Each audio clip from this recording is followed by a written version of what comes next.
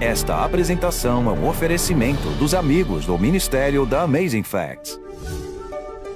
Olá, amigos! Eu sou o Handerheim da Amazing Facts Brasil, um ministério dedicado a trazer conteúdos incríveis da Bíblia de maneira clara e fácil de entender. Que bom que você está aqui sintonizado conosco para aprender mais sobre a Palavra de Deus. O tema da mensagem de hoje é: você pode provar que Deus existe? E eu tenho certeza de que você será abençoado ao estudar esse assunto. E para que se aprofunde ainda mais, queremos lhe presentear com este brinde especial, a revista Resta Algo em que Confiar? Para adquirir esse material gratuito, você só tem que acessar o link confiar.tvaf.com.br, escanear o QR Code que aparece na sua tela ou enviar-nos uma mensagem de texto para o nosso WhatsApp, 839-8159-5567. Que Deus o abençoe ao extrair da Bíblia fatos incríveis, Amazing Facts, com Doug Batchelor. Eu me lembro de uma história sobre uma professora de arte do segundo ano do ensino fundamental. Ela pediu aos seus alunos para desenharem o que quisessem. Ela deu-lhes as tintas e começaram a pintar. Ela ia de um lado para o outro para ver o que estavam fazendo e viu que um dos alunos estava muito empenhado. Ele pintava furiosamente com a língua assim, fora da boca. E ela observava aquele aluno e não conseguia entender o que ele estava fazendo e perguntou: "O que você está pintando?" "Eu estou pintando Deus." Ela então disse: "Mas ninguém sabe a aparência dele." "Mas agora todos saberão." A nossa mensagem de hoje aborda um tema muito importante. Você pode provar que Deus existe?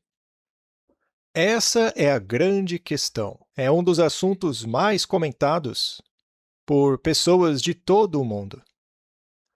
Talvez você já tenha ouvido falar do grande colisor de hadrons. O maior e mais caro experimento científico do mundo está localizado a 90 metros abaixo da superfície, na fronteira entre a Suíça e a França.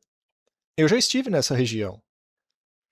É um túnel de 27 quilômetros de extensão. Eles utilizaram os mesmos equipamentos necessários para cavar um canal entre a França e a Inglaterra.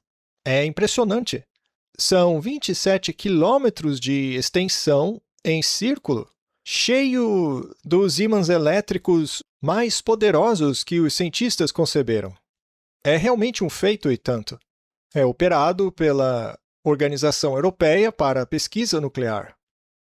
E o seu objetivo é simplesmente desvendar o grande mistério da menor partícula da matéria que mantém tudo unido. Eles o chamam, em homenagem a algumas pessoas, de o bóson de Higgs.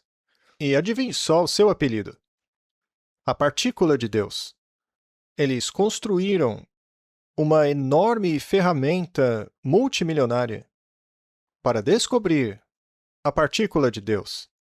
Bem, eles realizaram uma série de experimentos entre os anos 2005 a 2017 e, segundo eles, acreditam ter encontrado com 99% de precisão a menor partícula subatômica de todas, que permite a todas as partículas do universo a ligarem-se. Se não fosse por essa partícula, nada existiria. E é por isso que a chamam de a partícula de Deus. É o homem buscando a Deus na menor das partículas. Mas será que Deus existe? Bom, estamos na igreja. Então essa é uma pergunta retórica. Mas uma vez que acreditamos em Deus, como provar isso?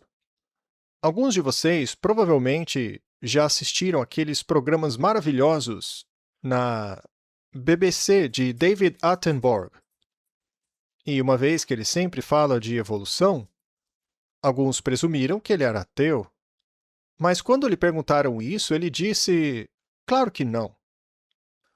"Ora, mas o senhor conhece tudo sobre natureza, evolução? Não faz sentido." Ele respondeu: "Eu seria um tolo se não acreditasse. Porque o universo é tão gigantesco, ele é tão imenso, tem milhões de anos-luz. E o que conhecemos dele é tão pequeno, tudo o que aprendemos nos últimos anos é tão pouco, que não faz sentido dizermos que não existe Deus baseando-nos em uma perspectiva do universo minúscula. Na verdade, é como se fôssemos formigas dizendo, agora eu compreendo todo o universo. Eu achei que foi uma resposta humilde e apropriada. Bem, a Bíblia realmente chama de tolo aquele que tem certeza que Deus não existe. Veja, nós pelo menos deveríamos dizer não sabemos, eu não sei. Ou talvez você diga eu não quero acreditar. E caso você não considere a Bíblia, basta olhar para a natureza para crer em Deus. Salmo 19:1 Os céus proclamam a glória de Deus, e o firmamento anuncia as obras das suas mãos. As evidências estão na natureza. Recentemente, Eric Metaxas escreveu um artigo no Wall Street Journal dizendo que cada vez mais a ciência apoia a existência de Deus. E ele apresenta 7 pontos diferentes, isso apenas no mundo natural, nos planetas, no sistema solar, sobre as evidências de uma criação inteligente. Do contrário, não poderia haver vida na Terra. O primeiro deles é que a distância do nosso planeta em relação ao Sol permite uma temperatura ideal para a vida. Se estivéssemos apenas um pouco mais perto, já não haveria vida na Terra. Veja Mercúrio, por exemplo. Mas se fosse um pouco mais longe, seríamos uma bola de gelo, como algumas luas de Júpiter. Então, estamos exatamente na distância ideal para que os oceanos não evaporem, ou mesmo que também não congelem. Há um equilíbrio muito preciso. E também a nossa distância em relação à Lua também é perfeita para que haja movimento das nossas marés e estas não fiquem estagnadas. E muitos seres se reproduzem com base na órbita lunar. Se a Terra estivesse apenas um pouco mais perto da Lua, teríamos então uma onda gigante, um tsunami perpétuo, que varreria a superfície terrestre o tempo todo. Mas a distância é exata, que permite o movimento suave dos oceanos e ajuda a criar o clima. Então é incrível o delicado equilíbrio que os planetas têm sobre a Terra. Além disso, a nossa pressão atmosférica permite água líquida. Uma equação gravitacional que permite a água existir em todas as suas 3 formas. Plantas, animais e seres humanos são compostos principalmente de água. 2/3 do corpo humano é água. Portanto, a vida neste planeta só existe por causa disso. A água é um solvente universal perfeito para a limpeza interna e externa. Nosso planeta tem a quantidade perfeita de água tanto para os oceanos quanto para os continentes. E embora 90% da água da Terra seja salgada, Deus criou no ambiente um processo de evaporação no qual a água é destilada do sal e é redistribuída pela chuva em todo o planeta. Quando você para pensar, vê que isso é um milagre. O autor diz que estas coincidências são extremamente inesperadas, considerando todos os fatores necessários para que ocorra a confluência exata das circunstâncias, o que nos leva a concluir que ao menos o sistema solar foi especificamente projetado para abrigar a vida. Do contrário, a chance de existirmos seriam tão extraordinariamente pequenas, a ponto que seria irrazoável concluir que foi tudo por acaso. E nosso planeta não tem apenas um pouquinho de vida. Não, veja a diversidade de vida que coexiste nele. Já parou para pensar na matemática disso? Daqui a pouco a gente vai falar mais sobre a matemática. O Dr. Arno Penzias, ganhador do Prêmio Nobel pela descoberta das micro-ondas, disse assim: a astronomia nos leva a um evento único, um universo que foi criado a partir do nada e delicadamente equilibrado para proporcionar exatamente as condições necessárias para a vida. Na ausência de um acidente absurdo e improvável, as observações da ciência moderna parecem sugerir que, por trás disso, há um plano sobrenatural. Sabe, eu sempre achei que... E seria engraçado, se não fosse triste, que os programas de natureza falam como se a mãe natureza tivesse uma mente. Vejam como a Mãe Natureza fez com que isso ou aquilo acontecesse. A natureza pensa? Você quer dizer que há algo maior pensando e planejando isso? Ora, é claro que há, mas não querem chamar de Deus. Chame do que você quiser. Menos de Deus. Pare para pensar como a evolução consegue explicar as complexidades dos nossos corpos. Como um pedaço de pele exposto à luz solar começaria a se transformar num olho? Até Darwin dizia que não conseguia imaginar um cenário no qual o globo ocular se desenvolveria. E este é apenas um de vários exemplos. A abiogênese, ou seja, essa ideia da vida surgir a partir de algo não vivo, como compostos orgânicos simples, nunca foi observado. A verdade é que isso nunca foi observado. Não há um caso isolado sequer onde a vida tenha surgido de algo não vivo. A vida nunca surge da não-vida. Você não pode pegar um pedaço de pedra e plantá-lo esperando que nasça um girassol. Mesmo uma semente, nenhum cientista jamais conseguiu criar uma. Quando eles começaram com essa ideia de geração espontânea, ou seja, a ideia da vida surgir da não-vida, eles olharam para a célula e achavam que aquilo não era nada demais. Os microscópios da época eram primitivos. Para eles, não passava de um ovo, tem uma membrana, um protoplasma, um núcleo e talvez isso surgiu do nada. Mas agora, com os microscópios superpotentes, ao olharem para a célula, veem que ela é, na verdade, uma cidade virtual, cheia de fábricas, atividades, reações químicas. Seus órgãos são verdadeiras máquinas celulares. São instrumentos biológicos, todos se movimentando, nadando, impulsionando e se comunicando entre si em sua própria linguagem. Me dê um pouco mais daquilo, menos daquilo outro. É tanta complexidade que a ideia disso ter surgido do nada torna-se um verdadeiro absurdo. A biologia das plantas e animais é um milagre que deixa muito claro que houve um projetista, um criador. E você é composto de milhões destas células que conversam entre si. Será que você entende que em apenas uma célula fertilizada, após a fertilização, surge uma célula? Você entende que nessa única célula microscópica existe um código que diz que ele vai ser ruivo ou com olhos verdes, seus dentes serão fortes, seu coração nem tanto. Ele terá mais ou menos essa altura e será mais rápido que a maioria. Está tudo codificado. Que ele vai ter sardas, isso ou aquilo. Todo esse enorme código do DNA está em uma única célula. Isso é incrível. Deus disse: produza a terra seres viventes conforme a sua espécie, animais domésticos, répteis e animais selváticos, segundo a sua espécie. Por acaso vemos evolução no mundo? Sim. A microevolução.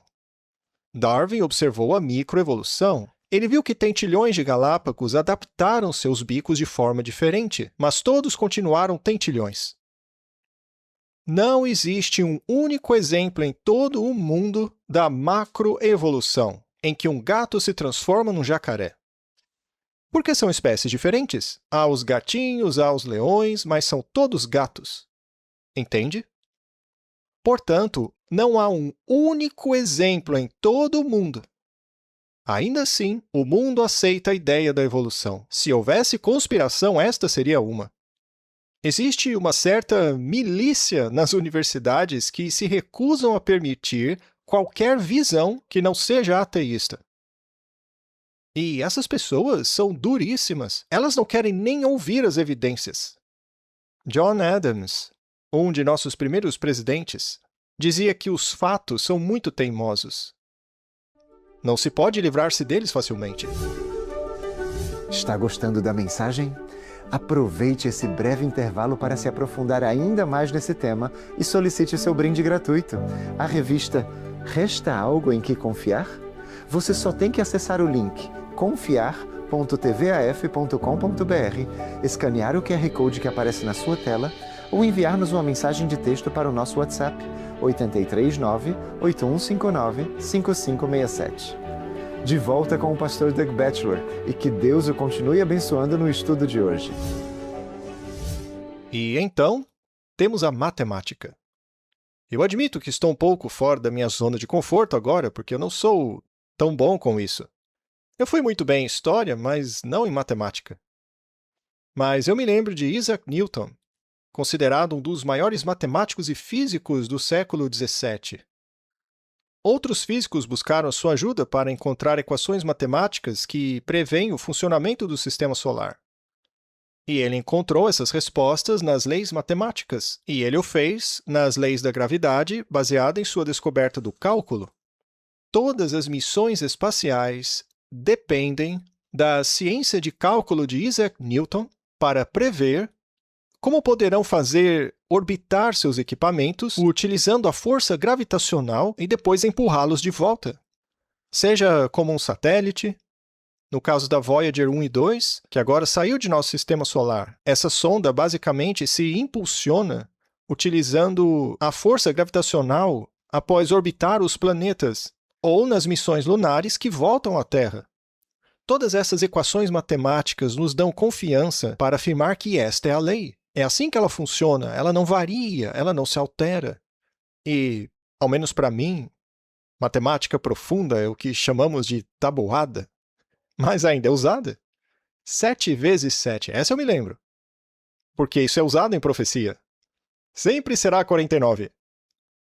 E ela é a mesma em qualquer idioma do mundo. Não importa a sua cultura ou sua religião, 7 vezes 7 é 49. E, sendo assim, há um grande interesse na matemática como forma de explicar Deus, porque ela é muito mais complexa do que a tabuada. O argumento é que, para as leis matemáticas serem aplicadas corretamente, devem haver atributos que indiquem uma origem em Deus. Essas leis matemáticas são onipresentes, são verdadeiras, elas são eternas. Elas não são desafiadas nem derrotadas, elas são onipotentes. São racionais, possuem características linguísticas que a tornam pessoais. Ouviu o que eu disse? A matemática é onipresente, onipotente e eterna. É onisciente. Tem uma relação pessoal, parece expressar a mente de Deus.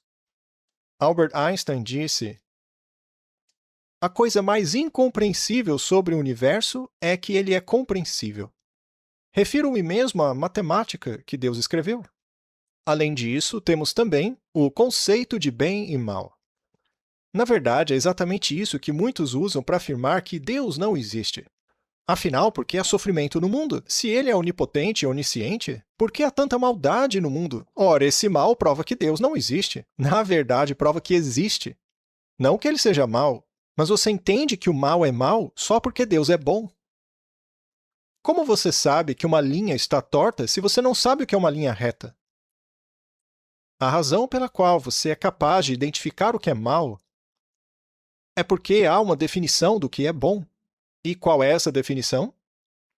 Na Bíblia, o próprio Jesus disse que só Deus é bom. Aliás, em inglês, a palavra Deus vem de bom, good. Quando você diz a alguém good morning, antigamente era God morning. Porque Deus e bom são sinônimos, certo?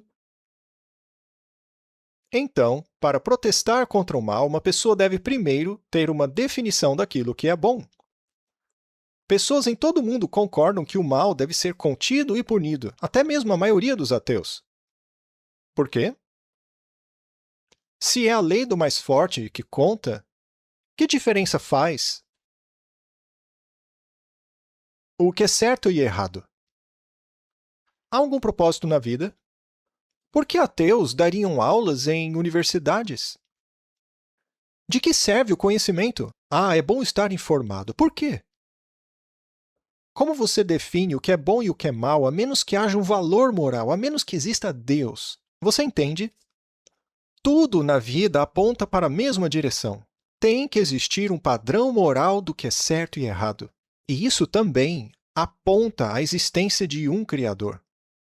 Eu estava dirigindo para casa, voltando do trabalho, na hora do rush, e aconteceu que, durante um farol vermelho, um grupo de gansos, provavelmente uma dúzia deles, Como você pode ver, eu consegui tirar uma foto, mas o trânsito estava muito intenso. E, na verdade, haviam 3 gansos adultos que não aparecem na foto, mas eles estavam conduzindo, provavelmente uns 8 ou 10 gansinhos, por meio de um trânsito muito intenso. Agora, o farol vermelho não estava vermelho o tempo todo. Ainda assim, os carros pararam. E por que eles pararam? Para deixar esses gansos bobos atravessarem a rua. Ora, a evolução não ensina a sobrevivência do mais forte? Nós, com os nossos carros, não somos mais fortes e inteligentes do que eles? Portanto, por que não extingui-los de uma vez? Por que todos aguardaram? E alguns deles eram ateus. Eles também pararam seus carros para os gansos? Sabe por quê? Todo mundo tem dentro de si um entendimento, um tipo de instinto que sabe o que é certo e o que é errado. Todos nós sabemos intrinsecamente que seria errado machucar aquelas aves inocentes, especialmente ao ver aqueles pobres gansos adultos conduzindo os gansinhos.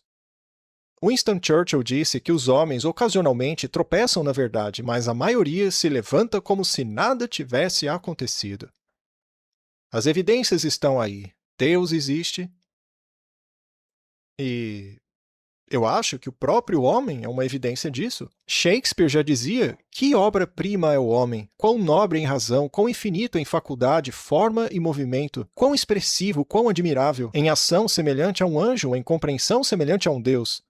A beleza do mundo, o paradigma dos animais. Eles pensam no abstrato.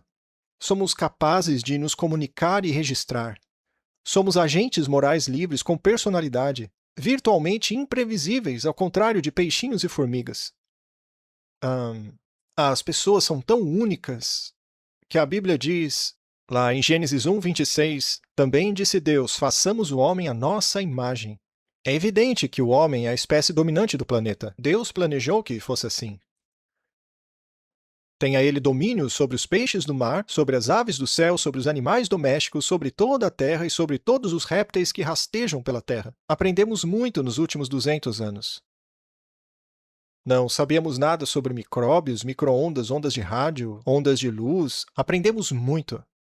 Especialmente nesta última geração. Deus também nos criou para o relacionamento? O que é uma prova da existência de Deus, Deus quer ter um relacionamento conosco. Jeremias 31:3. De longe se me deixou ver o Senhor dizendo, com amor eterno eu te amei, por isso com benignidade te atraí. Uma das melhores evidências está no próprio Jesus. Ele não é apenas um personagem. A história registra a existência de Jesus. Sim, ele está registrado na história.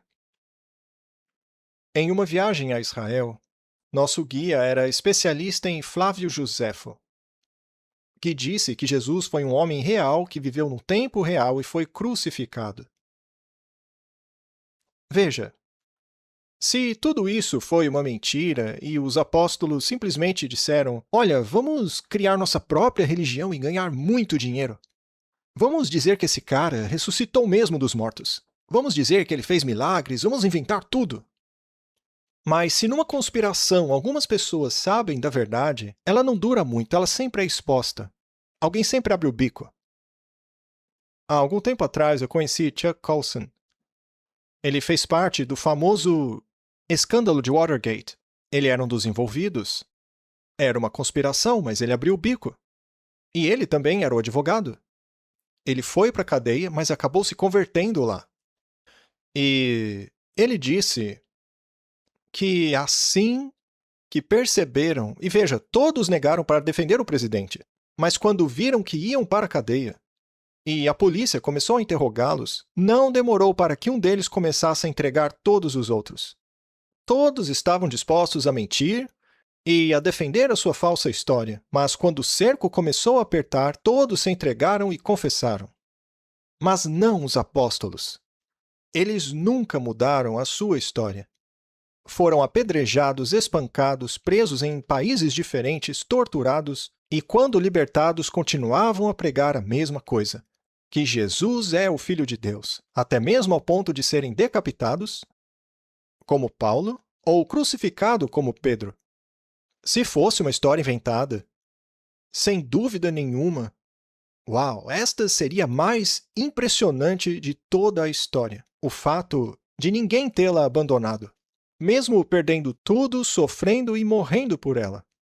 João conclui a Bíblia dizendo: Eu, João, vi. Isso é verdade. Se você tem dificuldade em crer, analise as evidências na história. Cristo disse: As coisas que eu ensino jamais serão esquecidas. Chegarão a todo o mundo. Como ele sabia disso? Jesus era apenas um carpinteiro? Como ele sabia do futuro? Porque ele é Deus. Além disso, Jesus viveu uma vida sem pecado e nos ensinou a amar. Isso é prova de que Deus é um Deus vivo. Amigos, eu gostaria de lhes propor uma coisa. Eu vou concluir o programa com um verso bíblico. A Bíblia nos diz, no Salmo 90, Senhor, Tu tens sido o nosso refúgio de geração em geração. Antes que os montes nascessem e se formassem a terra e o mundo, de eternidade a eternidade, Tu és Deus. Deus existe, creia nisso. Amigos, chegamos ao final de mais um Amazing Facts com Doug Batchelor. Que bênção é estudar a Palavra de Deus, não é verdade? Obrigado pela sua audiência e não se esqueça de solicitar seu brinde gratuito. A revista Resta Algo em que Confiar? Você só tem que acessar o link confiar.tvaf.com.br, escanear o QR Code que aparece na sua tela ou enviar-nos uma mensagem de texto para o nosso WhatsApp 839-8159-5567. Até o próximo programa e lembre-se, a mensagem de Deus é a nossa missão. Gostaria de conhecer o plano de Deus para nosso mundo devastado, conforme revelado pela profecia bíblica? Quer soluções práticas e confiáveis para os maiores desafios de sua vida? Motivantes e esclarecedores, os manuais de estudos da Amazing Facts trazem 27 lições temáticas baseadas na Bíblia, com belas imagens e respostas diretas, fáceis de entender. Cada manual de estudos apresenta respostas bíblicas relevantes para as perguntas mais importantes de sua vida. Como posso ter relacionamentos mais saudáveis? Como e quando Jesus voltará outra vez? E muito mais. Não deixe seu futuro ao acaso. Transforme sua vida com as verdades extraídas dos manuais de estudos bíblicos da Amazing Facts. O que você está esperando? Peça seu kit completo de manuais de estudos hoje mesmo, acessando aflivraria.com.br.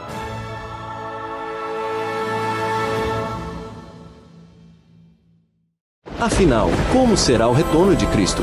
A Amazing Facts criou essa revista lindamente ilustrada que fala sobre os principais temas da volta de Jesus. Quais são os sinais de sua vinda? O que é o arrebatamento? Como se preparar? Também fala sobre o juízo. Quem são os 144 mil?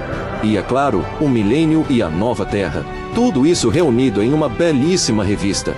Para encomendar o seu exemplar hoje mesmo, acesse aflivraria.com.br. Você sabia que se o sol de repente parasse de brilhar, levaria 8 minutos para as pessoas da Terra saberem disso? Este e outros fatos incríveis você encontra no Manual de Estudos da Bíblia, Aventuras Incríveis, uma jornada com Jesus. São 10 lições cheias de atividades para você estudar sozinho. Você pode estudar também com os mais pequenos, ou com os seus amigos, ou também pode fazer uma classe bíblica online. Adquira o seu manual de estudos na aflivraria.com.br.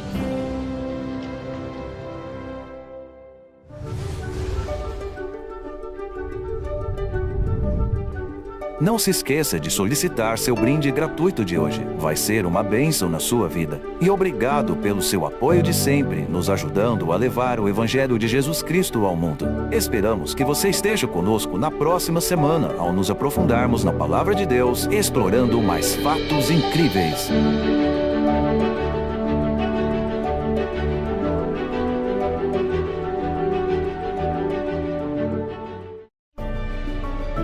Esta apresentação foi um oferecimento dos amigos do Ministério da Amazing Facts.